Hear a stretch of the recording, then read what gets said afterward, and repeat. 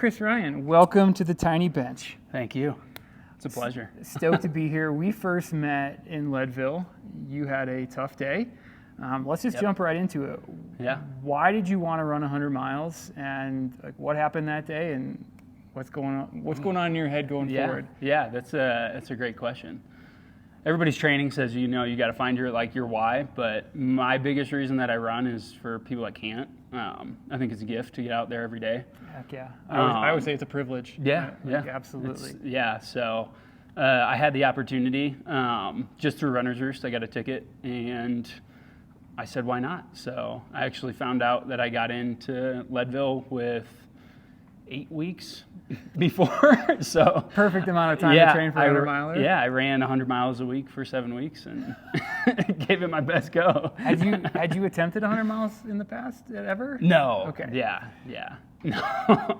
So the day didn't go the way you wanted it to. Correct. So talk to me about just a little bit of what happened that day, and just kind of where things might have gone wrong. For sure. Yeah, I'd say the fitness was there, just with that base.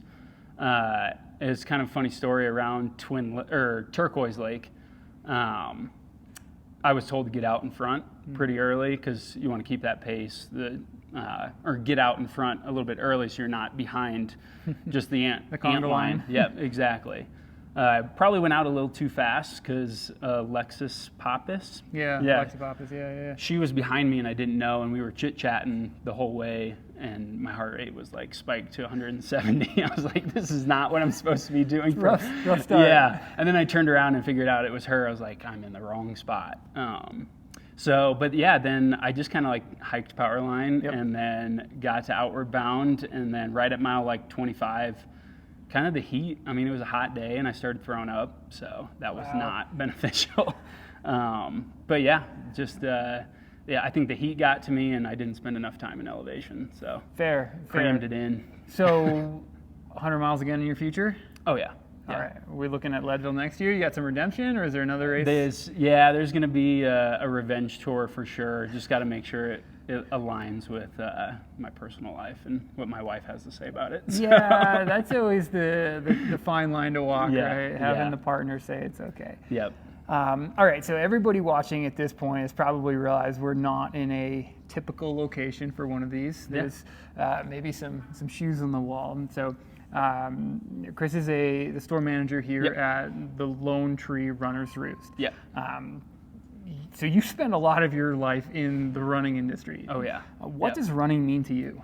Yeah. So I actually started running post-college. I was 235 pounds when I graduated college. And then I just, for lack of a better term, Forrest Gumped it. I signed up for an Ironman triathlon to lose all my weight, and that was also a fun 17-hour journey on my first one, but then I was dumb enough to sign up for another one. But it was just a way for me to like kind of just lose the weight. I was 150 soaking wet going into college, and really just didn't recognize myself anymore. Yep. So I just wanted to really start something, and then I became addicted to crossing finish lines. Yeah. So you and I actually have a pretty similar story. I was this little dude going into college, and getting out of college, I remember weighing in at 199.8, and so I bought a bike and signed up for an Ironman. Yeah. Same deal, and just busted my butt, and here I am today, a few years later, doing 100-mile races. Really fast. Sometimes. So what is, I'm really big on bucket lists. I love the idea of bucket lists, and this is open-ended. This is professionally, this is running, this is personally, whatever you want. What is on your bucket list that you're going to commit to in the next, let's say, 5 years? Yeah. I'm crossing off a couple of those things. So it took me 7 years to get into Boston. I finally qualified for Boston. Congrats! Thank you. And made the 5-minute 5:29. Yeah, it was a close one. Too much time in the porta potty would have been a different story. But I've been talking about Boston for quite some time. But I think like larger picture, after I knock that one off the list next year. Definitely getting back into Leadville finishing 100 miles just to prove to myself that I can do it. Yep. But I also would like to see where the running community takes me. I didn't know this was a job. It was like an email, like dream jobs, and it just came up as like running in my Google email, and I was like, yeah, why not? Wasn't even looking for a job at the time, so cool. I didn't know there was like so much further to the running community. I was kind of in like 9-to-5 job, and then going to the gym, doing my workout, and then going home and just doing it all over again. But I didn't know there was crazy people like me out there. So I'd really like to see where it can take me in the next 5 years. I honestly just have no idea where I'd be in the running community, but I would like to make a difference in other people's lives. Man, I love that.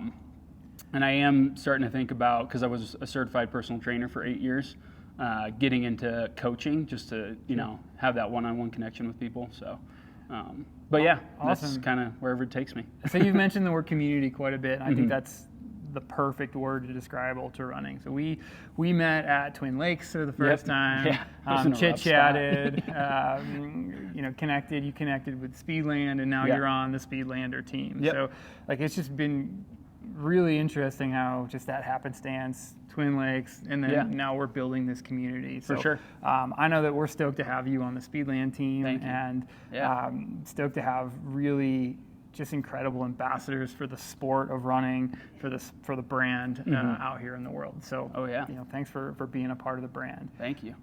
Last big question, personal motto: what goes through your head during the toughest of times in your life?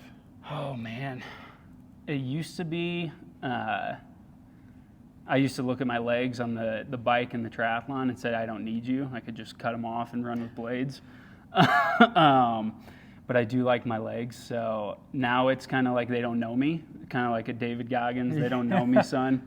But yeah, it's like my last 3 marathons, I've taken 20 minutes off each one. So there's nobody there to tell you, like, well, there are going to be people that are going to say that you can't do it, but they don't know you. So you can do anything you put your mind to. So that's like my biggest one right now, is, just when you're grinding it out, they don't know you. Yeah, you versus you, right? Yep. Love it, brother. Well, thank you so much for taking the time on the Tiny Bench, and let's grab a run soon. Thanks, man. Yeah. Appreciate you, dude. Appreciate you.